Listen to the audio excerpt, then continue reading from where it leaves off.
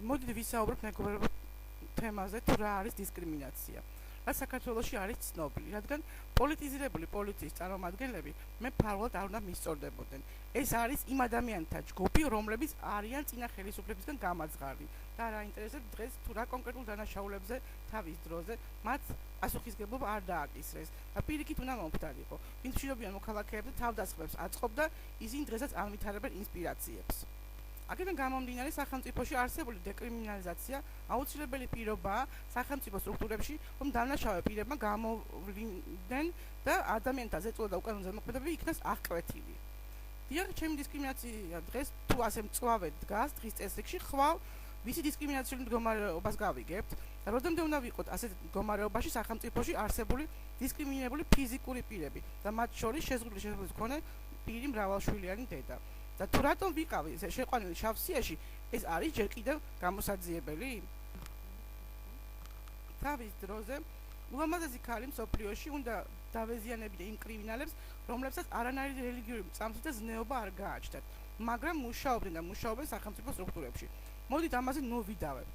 დიახ, მეუფრებას მაძლევდნენ არაერთ სახელმწიფოში, ევროპის და სხვა კონტინენტებზე, რომ ჩემი კონკრეტული საქმიანობიდან გამომდინარე არაერთი საქველმოქმედო ღონისძიება ჩამეტარებინა. როდესაც ფინანსურ დახმარებას ვეძიებდი და საქართველოს მოქალაქეებისთვის ჩამომქონდა. უახლოეს წარსულში, როცა 7 მილიარდი დოლარის დახმარება ჩამოუტანეთ საქართველოს და ეს ჩემი მეგობრების დახმარებით მოხდა, ასე უნდა მეკცეოდეს დღეს საქართველოს სახელმწიფო პირადად მე? ქალმა, რომელსაც მოვითხოვე შავი სიების გაუქმება საკუთარი სიცოცხლის ფასად. მოახსენეთ, რომ ჩემი პირველი პროფესიით ვარ ეკონომისტი, საერთაშორისო ეკონომიკური ურთიერთობები დავამთავრე და დიპლომატიის რანგში საერთაშორისო ურთიერთობების მაგისტრის წოდება მაქვს. მოდით ვისაუბროთ მეგობრებო დისკრიმინაციაზე და მე გეუბნები თქვენ, რომ ყველა ის პუნქტი, რომელიც არის კანონში დისკრიმინაციიდან რეინტეგრაციამდე, არის დარღვეული ჩემთან მიმართებაში. და თუ რატომ გამოიწვია ეს პოლიტიკური, ეკონომიკური და მორალური დისკრიმინაცია ამის შესახებ, მე თქვენ მინდა გკითხოთ აზრი.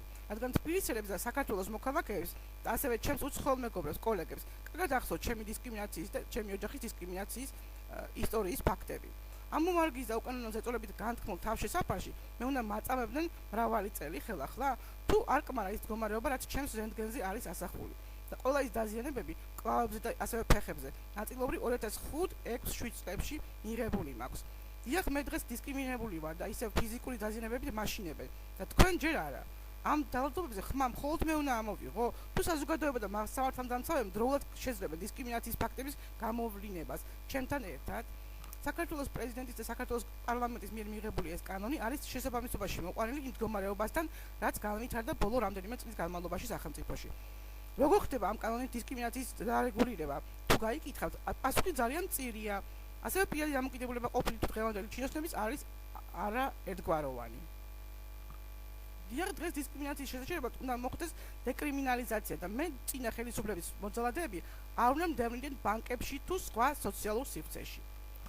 თუ რას ბედავდნენ წინა ხელისუფლების დროს პროკურორები, ეს ყველასთვის გასაგებია, მაგრამ უნდა ბედავდეს და ფიზიკურად უნდა აზიანებდეს უცხოეთის მოქალაქეს უკანონო დაკითხვაზე პროკურორი თავში მუშტის ჩარტყმით და რატომ არ უნდა გამოიძიონ თუ ვინ დაავალა კონკრეტულ პროკურორს ზეწოლა ჩემს მეუღლეზე, თუ ვინ დაავალა ეს ზეწოლა რომელმა მაღალჩინოსანმა.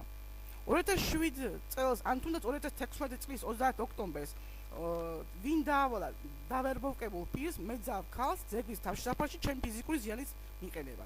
ეს ხომ ფაქტია. და დღეს რამდენჯერ უნდა დამაზიანონ კრიმინალში არაერთგზის სახელმწიფო დანაშაულში თანამონაწილე პირება. და ასევე რა უკანონო ძალადობას აქვს ადგილი იმ ფსიქოტროპული წამლების გამოყენებით, რომელსაც ფოტოზე წარმოგიდგენთ და თქვათ რა კონკრეტულ პრეპარატს მოიხმარენ ჩუმად კვების რაციონში თავშესაფრის ხელმძღვანელები. ეს არ არის კრიმინალი, ეს არის სახელმწიფო კრიმინალი. რატომ იპარავდნენ ჩემს პასპორტს და გაურკვეველ სიაში ხელახლა შევყავდი?